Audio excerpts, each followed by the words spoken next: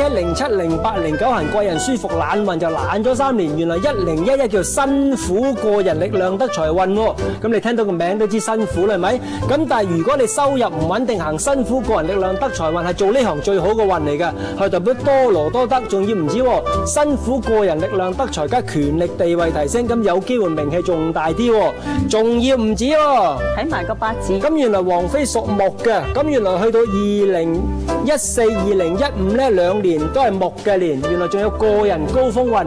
通常個人高峰運咧特別容易得大獎嘅運嚟嘅，所以10到15嗰個流年逐步上，10、11比較忙，12會懶少少，13有啲創作運，14、15仲有個高峰。下一次懶運係幾時啊？2016，因為佢大運其實喺35至40，啱啱5年懶運，其實佢唔係10年懶運，係5年懶運。